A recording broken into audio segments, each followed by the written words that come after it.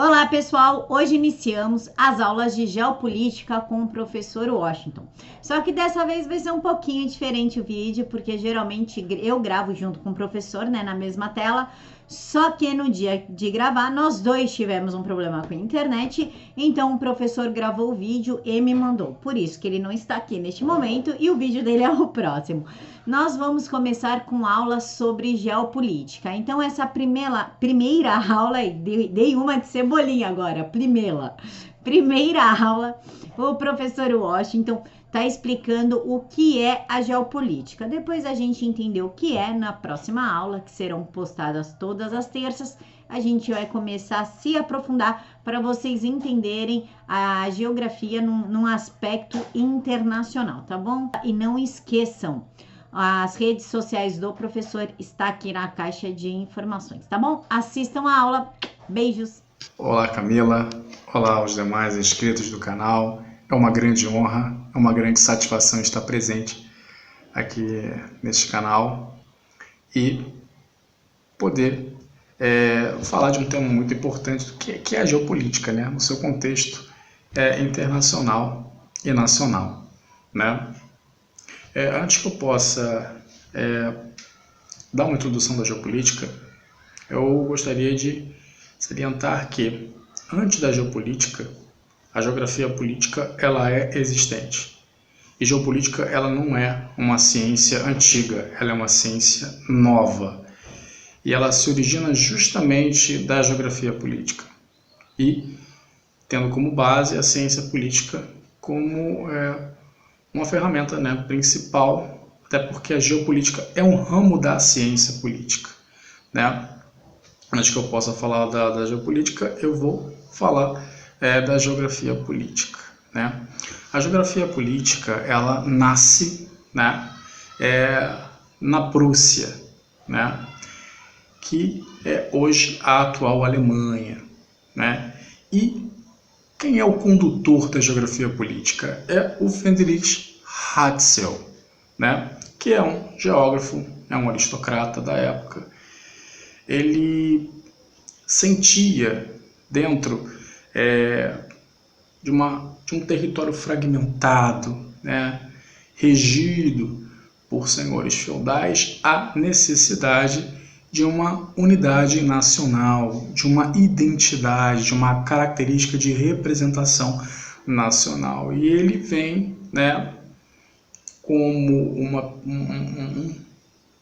um acadêmico forte, né, debatendo acerca, né, de uma sociedade forte e de um Estado ainda mais forte, centralizador e coordenador, né, do próprio território. Bom, a Ratzel tem obras, né, que vão de acordo com muitos temas atuais, né? E o curioso disso é que o próprio historiador Lucien Febvre, que é um historiador do século XX, ele determina as obras de Ratzel, né, como uma obra imperialista, uma obra expansionista, né? E voltando para Ratzel, né, Ratzel tinha um olhar bem imperialista de fato, né? Ele fez duas obras, né, escreveu duas obras importantes, que é o Espaço Vital e a Geografia Política, que depois vai dar a introdução da geopolítica como nós conhecemos atualmente, né? Ratzel vivia dentro, né, de uma Prússia fragmentada, como eu já falei para vocês, e havia uma onda, um movimento da época que ele mesmo liderou, que é o determinismo geográfico, né? O determinismo geográfico, ele depende o quê? Ele defende que o objeto central, né, dos estudos são as condições naturais que o ser humano estabelece, né? E é nesse ponto que ele vai bater a evolução da sociedade.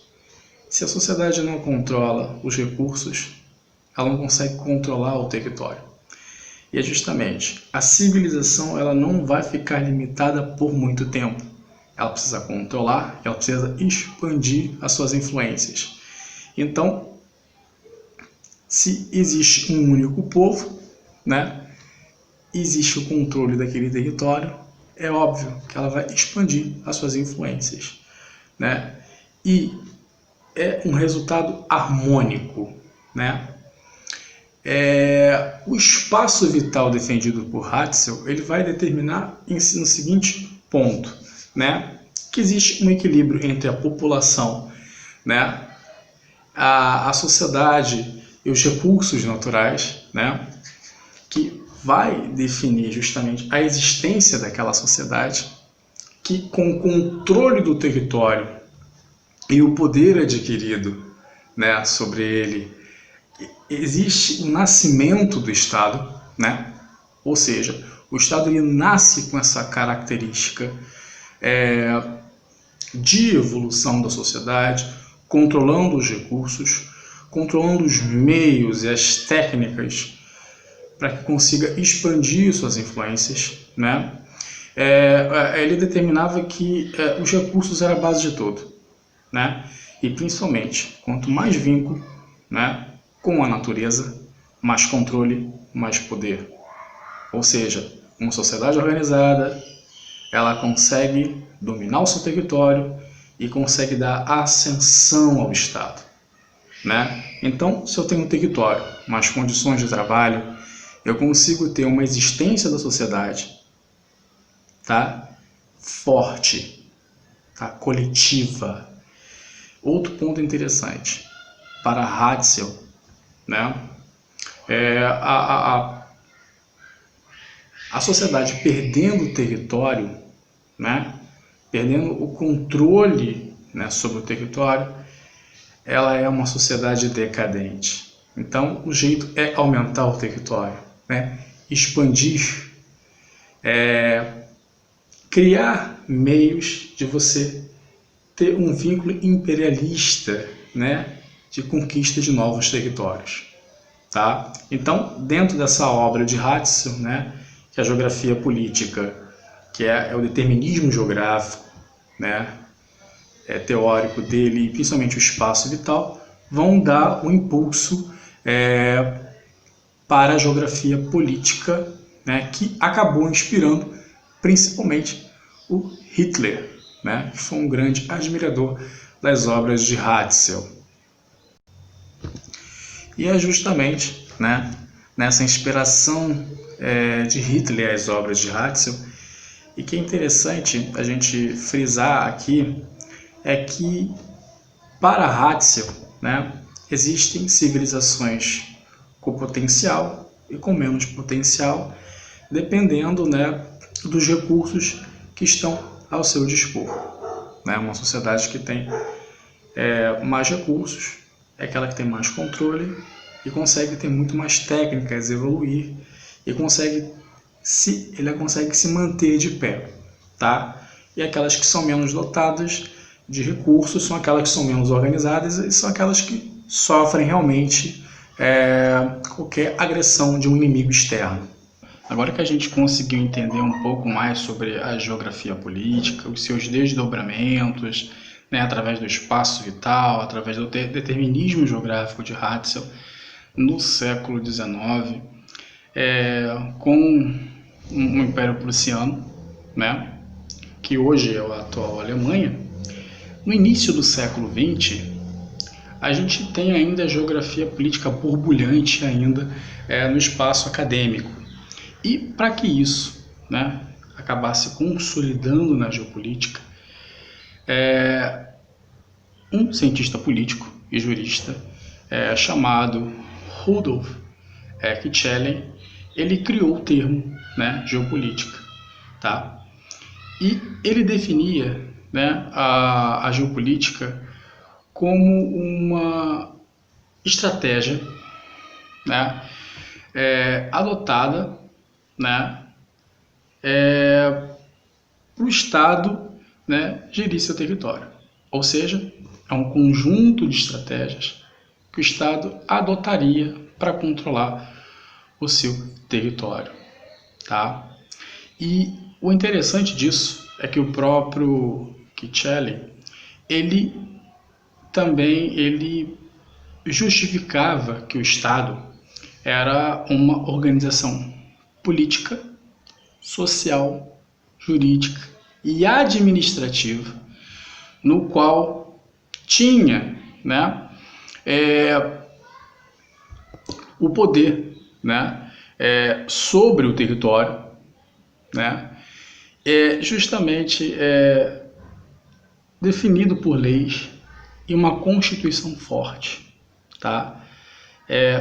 Na qual era dirigida por um governo, né, realizado por eleições e pela democracia, né?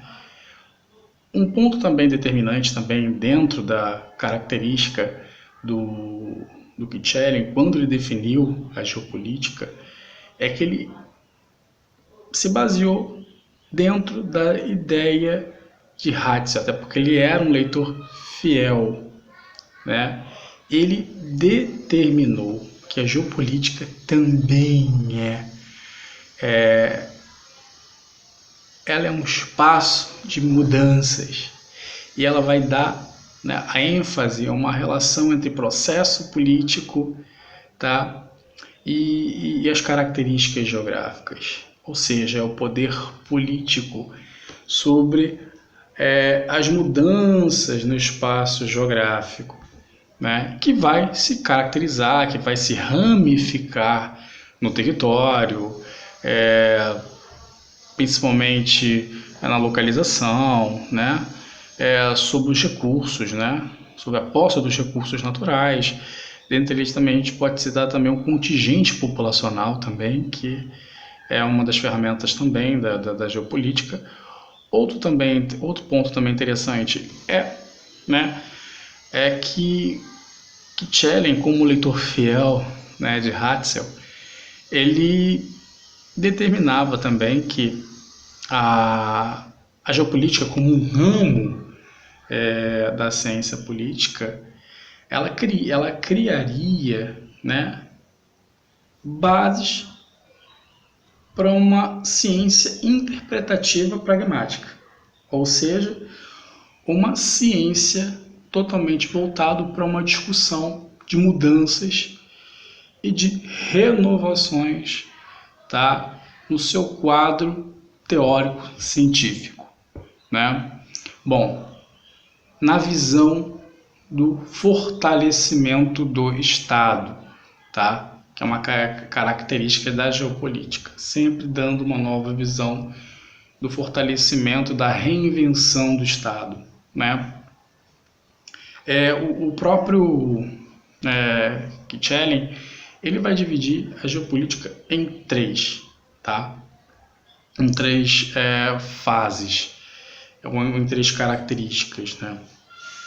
A primeira dela é a topolítica. O que é topolítica, né? Ela vai justamente de encontro, tá, à situação geográfica do momento, situação apresentada da geografia, do contexto, do espaço e do cotidiano, né, dos indivíduos. A outra é a morfopolítica, que é a transformação do território, o amadurecimento, a transformação do território, né?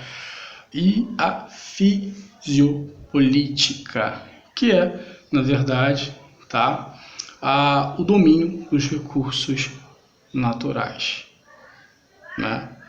Bom, e aí, como é que a gente pode fazer quando a gente aborda a geopolítica no contexto das relações internacionais e dentro, né, de um engajamento, né, de crises socioeconômicas, conflitos étnico-nacionalistas, né, desigualdades, né, e poder bélico.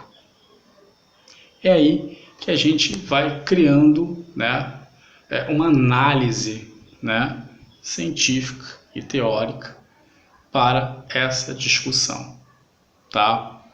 Um exemplo que eu posso citar para vocês, que está dentro do nosso contexto internacional, é a China, né? que até pouco tempo estava numa guerra comercial com os Estados Unidos e com a pandemia, né, acabou dando outras crises e outros agravamentos de conflitos geopolíticos, né, que a gente pode relacionar com Taiwan, né, com a Índia, com o próprio Paquistão, né, com o Japão, com a Austrália, com o próprio Estados Unidos, entre outros.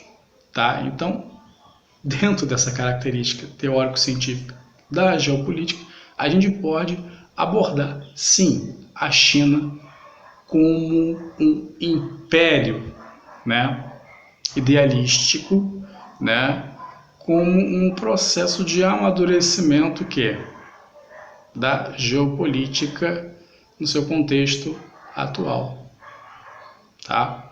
Bom, espero que vocês tenham gostado, tá? E mais uma vez aqui agradecer, tá, a Camila e a todos vocês, tá? Desejando que na próxima aula a gente venha com um tema agora um pouco mais abrangente para a gente poder discutir nessa live, tá bom? Obrigado e um abraço.